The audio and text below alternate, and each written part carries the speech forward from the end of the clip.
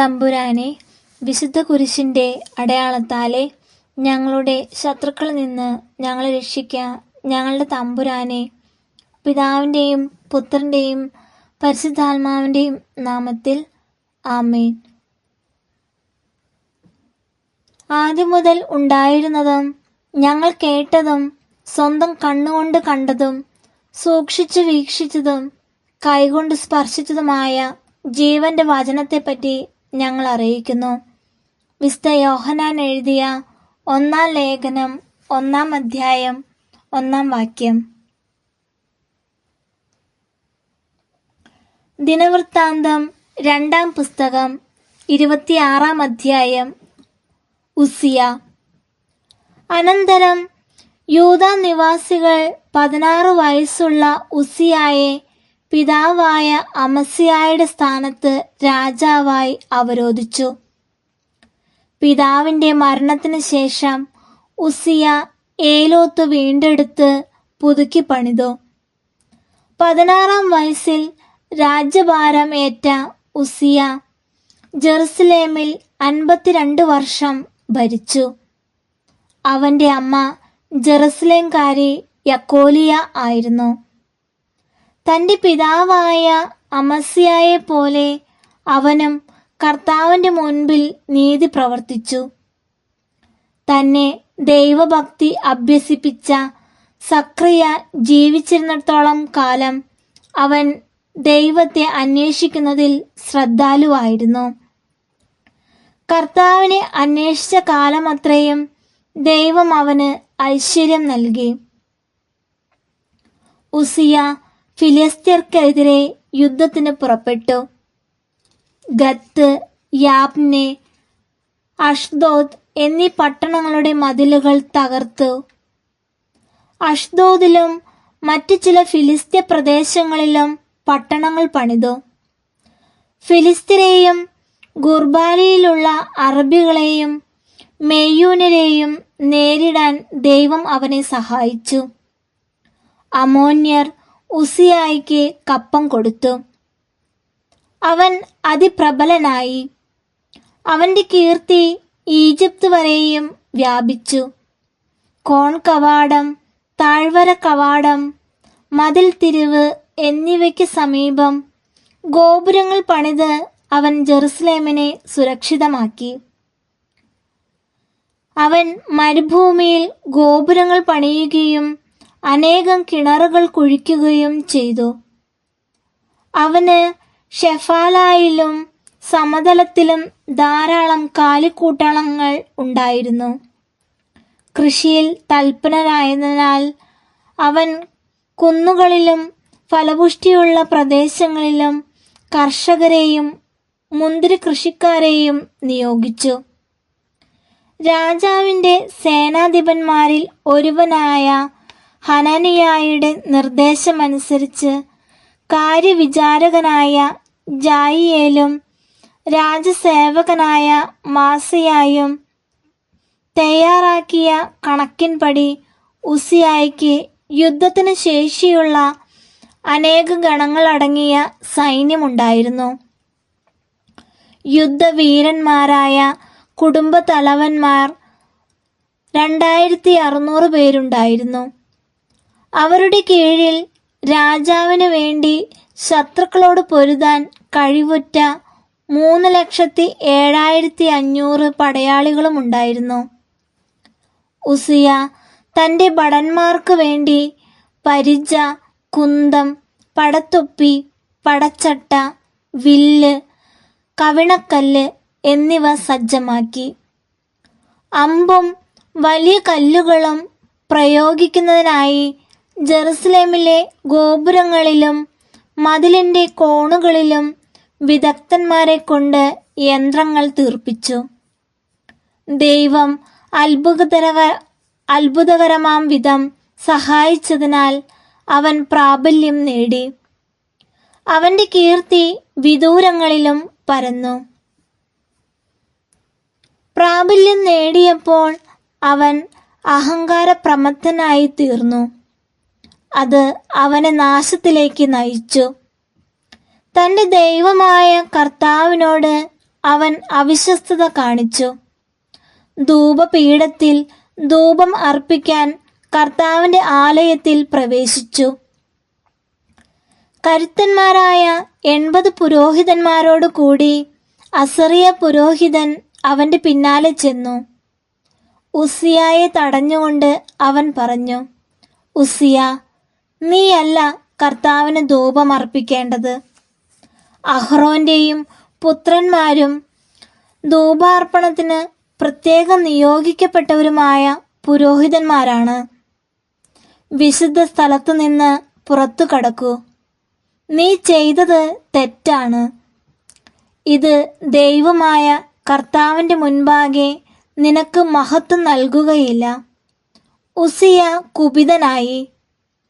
അവൻ കയ്യിൽ ധൂപകലശവുമായി നിൽക്കുകയായിരുന്നു. പുരോഹിതന്മാരോട് കോപിച്ച ക്ഷണത്തിൽ കർത്താവിന്റെ ആലയത്തിൽ ധൂപപീഠത്തിന് സമീപത്ത് അവരുടെ മുമ്പിൽ വെച്ച് തന്നെ അവന്റെ നെറ്റിയിൽ കുഷ്ഠം പിടിപെട്ടു. പ്രധാന പുരോഹിതനായ അസറിയായും മറ്റു പുരോഹിതന്മാരും അവനെ നോക്കി. അതാ, അവന്റെ നെറ്റിയിൽ കുഷ്ഠം. അവനെ അവർ ഉടനെ പുറത്താക്കി. കർത്താവ് ശിക്ഷിച്ചതിനാൽ പുറത്തു പോകാൻ അവൻ തിടുക്കം കൂട്ടി. മരിക്കുന്നതുവരെ ഉസ്സിയ രാജാവ് കുഷ്ഠരോഗിയായി കഴിഞ്ഞു. കുഷ്ഠരോഗി എന്ന നിലയിൽ ദേവാലയത്തിൽ പ്രവേശനം നിഷേധിക്കപ്പെട്ട് അവൻ ഒരു പ്രത്യേക വസതിയിൽ കഴിഞ്ഞു. മകൻ യോഥാം കൊട്ടാരത്തിന്റെ ചുമതല ഏറ്റെടുത്ത് ജനത്തെ ഭരിച്ചു. ഉസ്സിയായുടെ ഇതര പ്രവർത്തനങ്ങൾ ആദ്യാന്തം ആമോസിന്റെ മകനായ യേശയ്യാ പ്രവാചകൻ രേഖപ്പെടുത്തിയിട്ടുണ്ട്. ഉസ്സിയ പിതാക്കന്മാരോട് ചേർന്നു. കുഷ്ഠരോഗി ആയിരുന്നതിനാൽ അവർ അവനെ രാജാക്കന്മാരുടെ ശ്മശാന ഭൂമിയിൽ പിതാക്കന്മാർക്ക് സമീപം മറവ് ചെയ്തു. മകൻ യോഥാം രാജാവായി. ദിനവൃത്താന്തം 2-ാം പുസ്തകം 27-ാം അധ്യായം. യോഥാം രാജാവാകുമ്പോൾ യോഥാമിന് 25 വയസ്സായിരുന്നു. അവൻ ജെറുസലേമിൽ 16 വർഷം ഭരിച്ചു. സദോക്കിന്റെ മകളായ യെരൂഷ ആയിരുന്നു അവന്റെ അമ്മ. പിതാവായ ഉസ്സിയായെപ്പോലെ അവനും കർത്താവിന്റെ മുമ്പിൽ നീതി പ്രവർത്തിച്ചു. പിതാവ് ചെയ്തതുപോലെ അവൻ കർത്താവിന്റെ ആലയത്തിൽ അനധികൃതമായി പ്രവേശിച്ചില്ല. ജനം ദുരാചാരങ്ങൾ തുടർന്നു പോന്നു. അവൻ ദേവാലയത്തിന്റെ ഉപരികവാടം പണി കഴിപ്പിച്ചു. ഓഫേലിന്റെ മതിലിന്റെ പണി കുറെ നടത്തി. യൂദ മലമ്പ്രദേശത്ത് പട്ടണങ്ങളും വൃക്ഷനിബന്ധമായ മലകളിൽ കോട്ടകളും ഗോപുരങ്ങളും പണിതു. അവൻ അമോന്യ രാജാവിനെ യുദ്ധം ചെയ്ത് തോൽപ്പിച്ചു. അമോന്യർ അവന് ആ വർഷം 100 താലന്ത് വെള്ളിയും 10,000 കോർ ഗോതമ്പും അത്രയും ബാർലിയും കപ്പം കൊടുത്തു. തുടർന്നുള്ള 2 വർഷങ്ങളിലും അവർ അങ്ങനെ തന്നെ ചെയ്തു.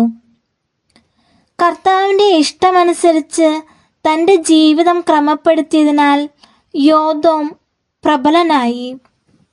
അവന്റെ മറ്റു പ്രവർത്തനങ്ങളും യുദ്ധങ്ങളും രീതികളും ഇസ്രായേലിലെയും യൂദായിലെയും രാജാക്കന്മാരുടെ പുസ്തകത്തിൽ രേഖപ്പെടുത്തിയിരിക്കുന്നു.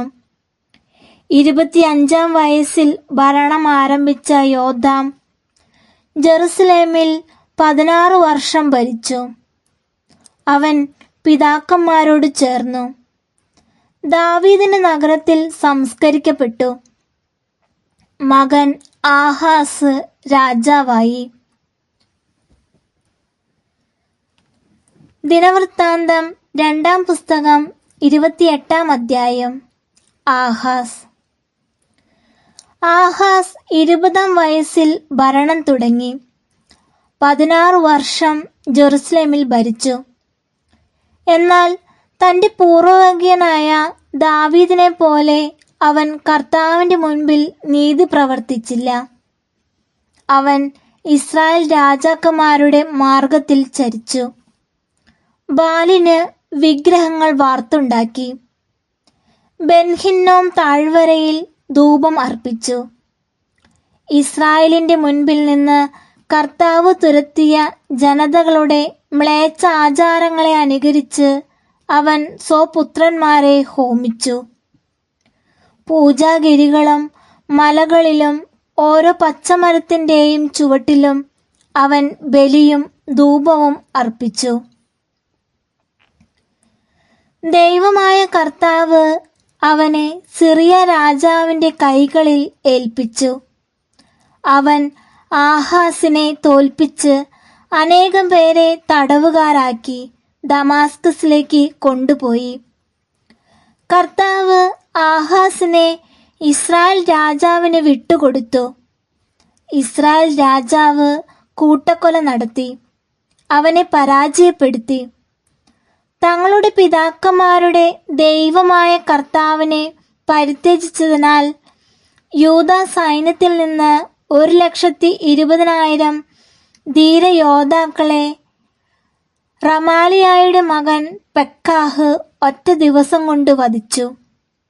ധീരനും എഫ്രായിംകാരനുമായ സിക്രി രാജപുത്രനായ മാസയായെയും കൊട്ടാരം വിചാരിപ്പുകാരനായ അസ്രിക്കാമിനെയും രാജാവ് കഴിഞ്ഞാൽ അടുത്ത അധികാരിയായ എൽക്കനായെയും വധിച്ചു. തങ്ങളുടെ സഹോദരരായ യൂദാ നിവാസികൾ സ്ത്രീകളും കുഞ്ഞുങ്ങളും അടക്കം 2,00,000 പേരെ ഇസ്രായേൽ തടവുകാരാക്കി. ധാരാളം കൊള്ളമുതലും അവർ സമരിയായിലേക്ക് കൊണ്ടുപോയി.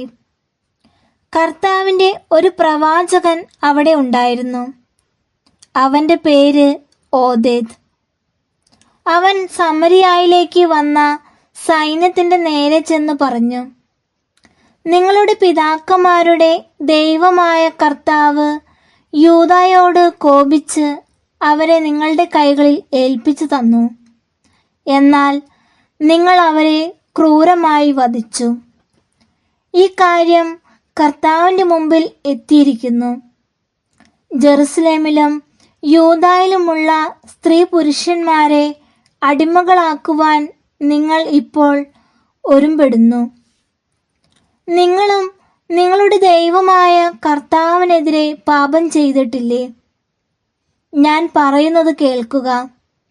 തടവുകാരായി നിങ്ങൾ കൊണ്ടുവന്ന ഈ സഹോദരരെ വിട്ടയക്കുക. കർത്താവിന്റെ ഉഗ്രകോപം ഇതാ നിങ്ങളുടെ മേൽ പതിക്കാൻ പോകുന്നു. യോഹന്നാന്റെ മകൻ അസറിയ, മെഷില്ലമോത്തിന്റെ മകൻ ബെറക്കിയ, ഷെല്ലൂമിന്റെ മകൻ യെഹിസ്കിയ, ഹദ്ലായിയുടെ മകൻ ആമാസ എന്നീ എഫ്രായിം നേതാക്കന്മാർ യുദ്ധത്തിൽ നിന്ന് മടങ്ങി വന്നവരോട് പറഞ്ഞു, തടവുകാരെ നിങ്ങൾ ഇങ്ങോട്ട് കൊണ്ടുവരരുത്.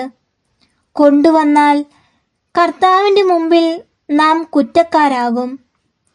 നമ്മുടെ പാപങ്ങളും അകൃത്യങ്ങളും പെരുപ്പിക്കാനാണ് നിങ്ങൾ തുനിയുന്നത്.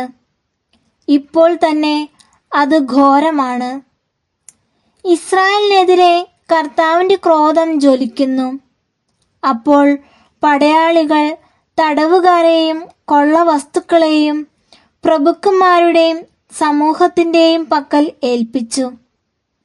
പ്രത്യേകം നിയുക്തരായ ആളുകൾ തടവുകാരെ ഏറ്റെടുത്തു. കൊള്ള മുതലിൽ നിന്ന് ആവശ്യമായവ എടുത്ത് നഗ്നരായവരെ ഉടുപ്പിച്ചു, ചെരുപ്പ് ധരിപ്പിച്ചു. അവർക്ക് ഭക്ഷണപാനീയങ്ങൾ നൽകി, തൈലം പൂശി. തളർന്നവരെ കഴുതപ്പുറത്ത് കയറ്റി.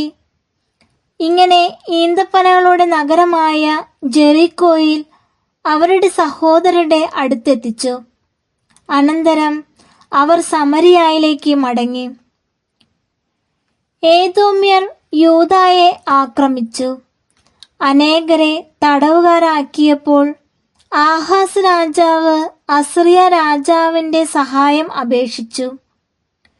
ഫിലിസ്ത്യരും യൂദായ്ക്കെതിരെ തിരിഞ്ഞു.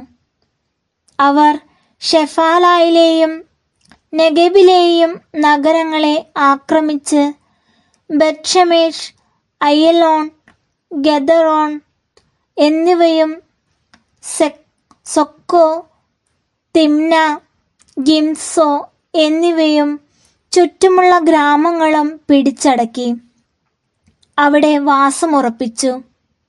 ഇസ്രായേൽ രാജാവായ ആഹാസ് ദുർവൃത്തനും കർത്താവിനോട് വിശ്വസ്തത പുലർത്താത്തവനും ആയതിനാൽ കർത്താവ് യൂദായുടെ അധംപതനത്തിന് ഇടവരുത്തി.